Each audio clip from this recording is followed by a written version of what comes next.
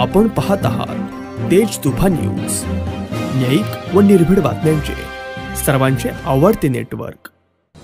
जुन्नर तालुक्यातील राजुरी येथे महाविकास आघाडीचे उमेदवार सत्यशील दादा शेरकर यांच्या प्रचारार्थ राष्ट्रवादीच्या सुप्रिया सुळे यांनी विरोधक असलेल्या महायुतीचे उमेदवार व असलेल्या महायुतीवर तोफ डागली आहे। यावेळी शिवसेना उपनेते बबनराव थोरात व राजुरीचे वल्लभ शेळके यांची सुद्धा भाषणे झाली। चला तर मग पाहूया नेमकं दोन्ही मान्यवरांनी काय मार्गदर्शन केले। मुख्य संपादक अयूब शेख, तेज तुफान न्यूज, राजुरी। लोकसभा झाली, विधानसभा झाली, परंतु जिल्हा परिषद आणि नगरपालिकेच्या निवडणुका या कार्यकर्त्यांच्या निवडणुका असतात। तुम्ही निवडून आमदार खासदारांना देता, पण कार्यकर्त्यांना ताकद देण्याचं काम महाविकास आघाडीचे नेते मंडळी करणार आहे। आणि प्यार का वादा 50-50 नाही, तर अधिक ताईंनी आम्हाला सांगितलेलं आहे की शिवसेनेला अधिकचा वाटा मिळेल। आणि म्हणून दादा, तुम्ही विधानसभेमध्ये जाणारच आहात, परंतु जाताना आमच्या या सवंगड्यालाही न विसरता आपल्या विजयामध्ये अधिकचा वाटा शिवसेनेचा असेल हे उपनेता म्हणून या ठिकाणी जाहीरपणे सांगतो। कारण शिवसैनिक कधी झुकत नाही, कुणासाठी वाकत नाही आणि विकला तर अजिबात जात नाही। तो वंदनीय शिवसेना प्रमुख बाळासाहेब ठाकरे यांचा शिवसैनिक असतो।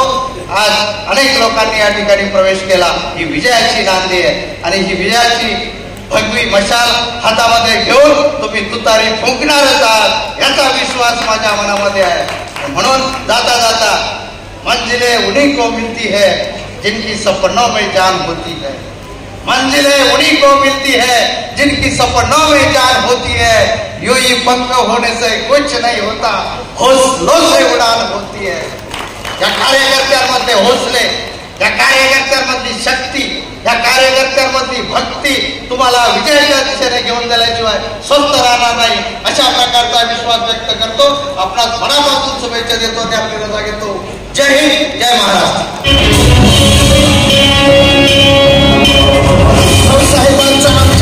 मी मनापासून हार्दिक स्वागत करतो। अशाच प्रकारच्या एका मोठ्या गर्दीमध्ये काही दिवसांपूर्वी लोकसभा निवडणुकीच्या निमित्ताने आपल्या विभागाचे खासदार डॉक्टर अमोलजी कोल्हे साहेब यांच्या प्रचारार्थ सुप्रियाताई या ठिकाणी उपस्थित झालेल्या होत्या आणि या जल्लोषामध्ये राजुरी बेल्ले जिल्हा परिषद गटातील आपण सगळ्या बंधू भगिनींनी त्यांचं जल्लोषामध्ये स्वागत केलेलं होतं। आजही पुन्हा योगायोग आहे, आजही सत्यशील दादांच्या प्रचारासाठी ताई या ठिकाणी उपस्थित झालेल्या आहेत।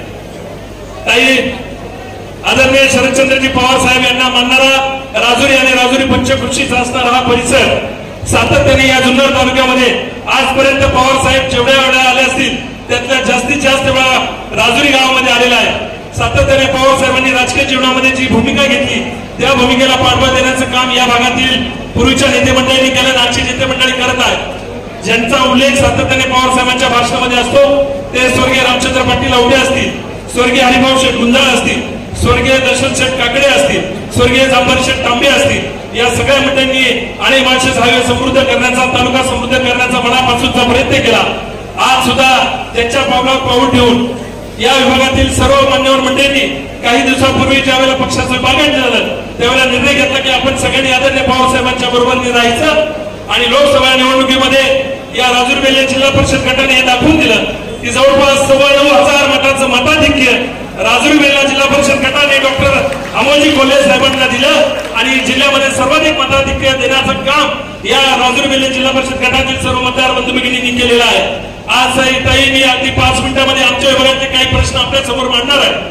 आपल्या सगळ्यांना ठाऊक आहे की महाराष्ट्रामध्ये महाविकास आघाडीचं सरकार येणार आहे आणि महाविकास आघाडीचं सरकार आल्यानंतर जे प्रश्न सातत्याने आमच्या सगळ्या मंडळींच्या भागातले प्रलंबित राहिलेले आहेत ते प्रश्न आपण त्या ठिकाणी सोडवण्यासाठी आपण सगळ्या मंडळींनी प्रयत्न करावा, यासाठी आपल्या समोर ते प्रश्न मांडतो।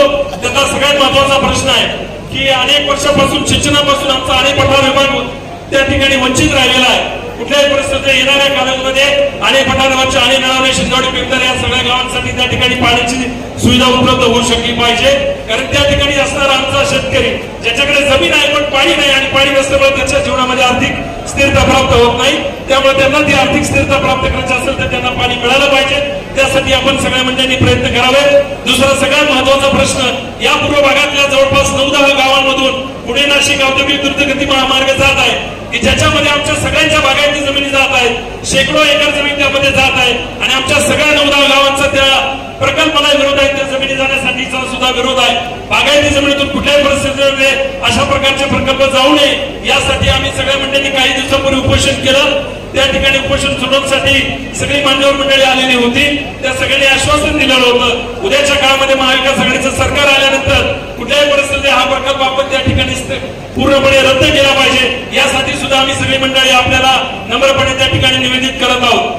महत्वाचा प्रश्न असा आहे की आमचा सगळा दुष्काळ आवर्षण प्रवण असणारा भाग की ज्या भागाचं उत्पन्न खऱ्या अर्थाने दुधावरती आहे, कांद्यावरती आहे, सोयाबीनवरती आहे आणि गेल्या काही वर्षापासून याच्यापासून आम्हाला कुठल्याही प्रकारचं उत्पन्न मिळत नाही. ज्या राजुरी गावामध्ये आपण आलेलो आहोत इथं दररोज 50,000 लिटर किटली कलेक्शन दुधाचं त्या ठिकाणी होत आहे आणि देशातील सर्वोत्कृष्ट दूध संस्था म्हणून आमच्याकडे दूध संस्था त्या ठिकाणी गौरव झाला. आजची परिस्थिती आमची अशी आहे की ज्या वेळेला आदरणीय पवार साहेब देशाचे कृषी मंत्री होते 37 रुपयांनी आम्हाला दुधाला दर मिळत होता आणि दुधाचा उत्पन्नाचा खर्च आमचा 14 ते 17 रुपये होता. आज आम्हाला 27 रुपये मिळतात आणि दुधाच्या उत्पन्नाचा खर्च लिटर मागे 24 ते 25 रुपयापर्यंत पोहोचलेला आहे.